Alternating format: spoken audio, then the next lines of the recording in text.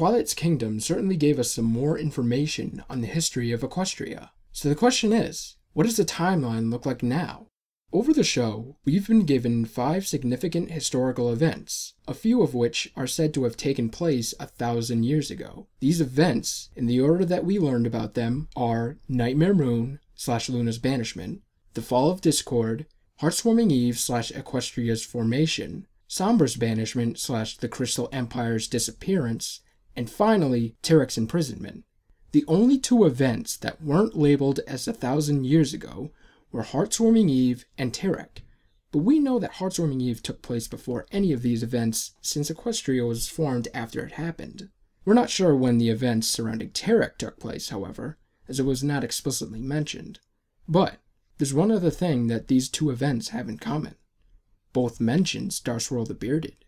In Hearths Warming Eve, he was the mentor of Clover the Clever, and in Twilight's Kingdom, he befriended Scorpan. We've learned that he was considered young when he befriended Scorpan, so he had to have done that either before or while he was a mentor. Now, before we go any further, I want to clear something up. I recently read the Journal of the Two Sisters book written by Amy Keating Rogers, and it tells what happened right after Hearths Warming Eve ended. I was in the middle of writing the script for this video, and at that time, I had thought that Celestia and Luna weren't princesses until they defeated Discord, but in the book, they were elected as princesses right after Equestria was formed. The book also gave me a lot of interesting information regarding Starswirl, the Manticore we saw in the very second episode, the characters the main 6 played in the Hearths Warming Eve play, the zebras, the griffins, the Crystal Empire, and even how Celestia and Luna got their cutie marks. By learning that Celestia and Luna were princesses right after Equestria was formed, this actually jumbles up 2 of the major events that came afterwards, Tirek and Scorpan's arrival, and Discord's downfall. Before, I was confused on the time when Scorpan arrived and when he left, because he was there with both Starswirl and Celestia and Luna.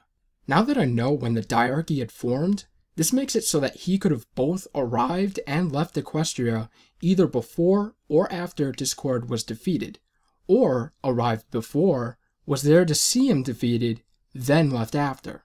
Since this event does include Starswirl while the events of Discord do not, I'll assume he arrived before then, perhaps a short time after the point where the book left off. I'm still not sure when he left, but it might have been after that he and Tirek saw Discord defeated, because as we saw in the finale, Tirek recognized Discord and knew that he was turned to stone. He couldn't have known that if he was sent to Tartarus before then. Another thing I was confused about was Starswirl's age. He was a mentor during Hearths Warming Eve, but was considered young after Tirek and Scorpan arrived, so it seemed like he was a mentor at a young age. This, however, was also clarified in the book, because I read that Starswirl had discovered an age travel spell, which he mistook for a time travel spell. He grew younger when he first used it, so it actually makes more sense why it was called young after Tirek and Scorpan's arrival. Now that we know all of this, how does this make the timeline look?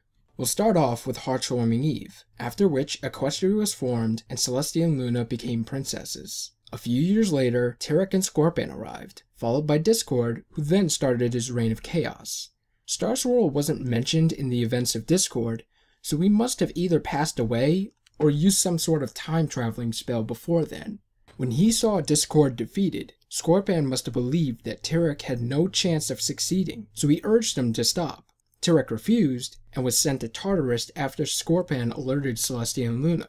The only event left is King Sombra's defeat, when he cursed the Crystal Empire to vanish for 1,000 years. This could have happened any time during the diarchy, since we don't hear anything about the Crystal Empire in any of the other events. Maybe it happened before Discord was defeated, because Celestia and Luna didn't use the elements against him.